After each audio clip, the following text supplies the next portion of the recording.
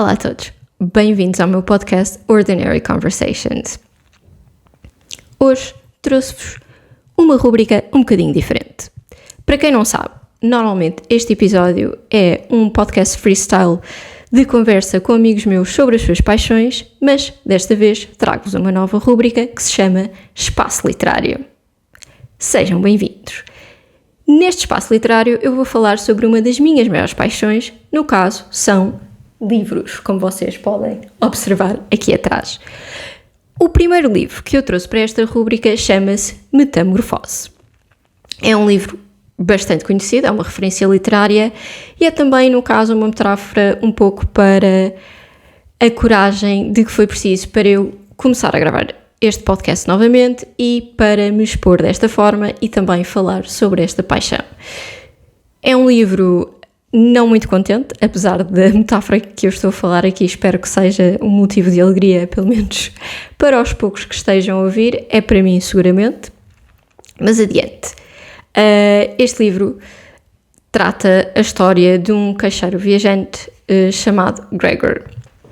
E o Gregor é extraordinariamente trabalhador e extraordinariamente dedicado à família e a garantir que suporta a família financeiramente, pagando as dívidas do pai, incentivando a irmã a existir da forma mais confortável possível, assim como a mãe.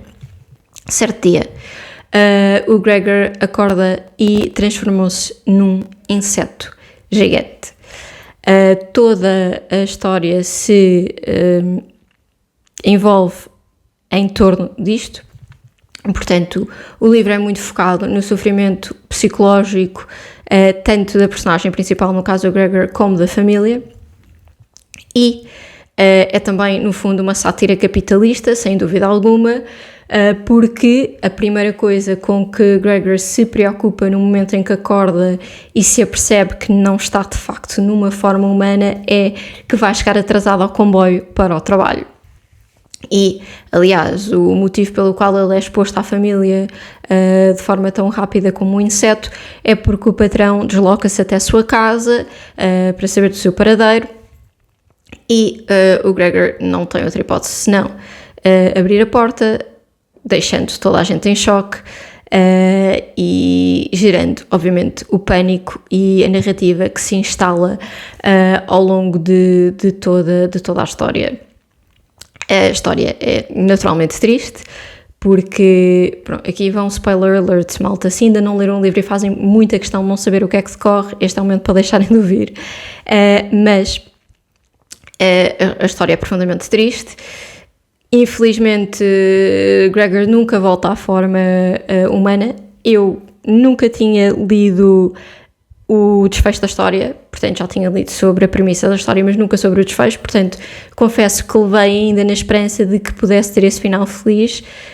Eu gosto de finais felizes, eu sei, pode parecer clichê, não é clichê, na vida nem sempre existem finais felizes, portanto acho que há algum conforto nesses clichês, não é o caso desta história, portanto considerem-se avisados.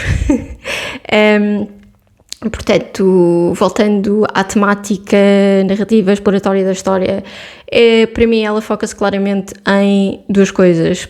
Primeiro, na sátira capitalista, no facto de que Gregor parece perder imediatamente o valor para a família a partir do momento em que não lhes consegue providenciar dinheiro, porque era isso que ele fazia. E também é um motivo de vergonha para a própria família, que está desesperada, que não sabe como agir com ele. Pode considerar-se isto uma metáfora para alguém que se considere profundamente deprimido e que tenha estado muito tempo a trabalhar e de repente deixou de o conseguir fazer e parece que é escorraçado para o lado. Essa pode ser uma interpretação, ou podemos ser tão literais como, de facto, ele era apenas um inseto gigante e medonho e, portanto, a família não queria qualquer contacto com ele. Essa pode ser uma interpretação ou não. Suponho que essa é a magia do surrealismo. Podemos interpretá-lo da forma que quisermos, do surrealismo e de qualquer estilo narrativo, mas acho que entendem o que eu quero dizer nesta alegoria, uma metáfora bastante gráfica em que temos uma pessoa a transformar-se num inseto horroroso, pelo menos de acordo com as descrições que são feitas no livro. O meu outro ponto será, e não sei se este é tão comumente explorado, creio que não, que existe uma desconexão social, e esse é, na verdade, a mais preocupante premissa para mim desta história. Obviamente que pode parecer idiota, mas a sátira capitalista faz todo o sentido e enraiza-se na realidade enraiza-se na realidade porque, de facto, nós muitas vezes, quando lidamos com situações completamente insólitas ou completamente traumáticas, temos a tendência a apegar-nos ao mundano. Portanto, isso pode ser a preocupação com não perder o comboio, pode ser a tentativa de calçar sapatos, seja o que for. Portanto, é uma sátira à necessidade de trabalho, mas também da condição humana de querermos retornar àquilo que é habitual e que costumamos fazer. Mas voltando ao outro ponto da desconexão social, há aqui duas vertentes, nomeadamente o facto de Gregor nunca ter explicado à família que efetivamente o seu objetivo era pagar as dívidas que tinha a pagar e depois passar a existir e ser livre. Aqui também está uma sátira, se formos por aí também, no sentido em que no momento em que havia uma maior proximidade da sua liberdade, da amarra capitalista e da percepção de valores em torno do trabalho, do valor do seu trabalho, é quando ele se transforma num inseto gigante e deixa de conseguir efetivamente aproveitá-lo, mas também pelo facto de ele, como eu estava a dizer, nunca ter expressado à família nada disso, ou ter expressado à família aquilo que pretendia fazer, aquilo que pretendia oferecer, quais é que eram os seus verdadeiros objetivos, aquilo que ele sentia realmente. E quando ele se transforma num inseto gigante, ele deixa de conseguir comunicar com a família e está completamente desconectado da sociedade, apesar de ter percepção do que se está a passar. Portanto, ele sabe o que se está a passar, ele está ciente do seu espaço. Há alturas em que ele está mais desconectado da sua forma física, porque a minha interpretação é que a tristeza já tomou tanto conta dele que já não permite que isso aconteça, no fundo. Mas existe até uma passagem no livro em que o próprio pai de Gregor diz: se ao menos conseguíssemos falar com ele. O que me leva a crer que o outro principal ponto que também está super evidenciado nesse livro, e que aqui podem ser dois clichês, sim. Primeiro, não se esqueçam de dizer às pessoas aquilo que sentem. Segundo, não se esqueçam que nós existimos em sociedade e em conexão humana. Claro que o livro é muito mais pesado do que isto, até porque fecha a narrativa a dizer, depois de Gregor ter morrido, a dizer que a família afinal até estava bem. Portanto, ao fim e ao cabo, a minha interpretação é que esta família também era extraordinariamente egoísta. O pai voltou a trabalhar, já poderia ter voltado a trabalhar. Enfim, as condições já poderiam ter facilitado o sofrimento constante em que a Gregor se encontrava para conseguir garantir trabalho e honra e que mantinha a família orgulhosa.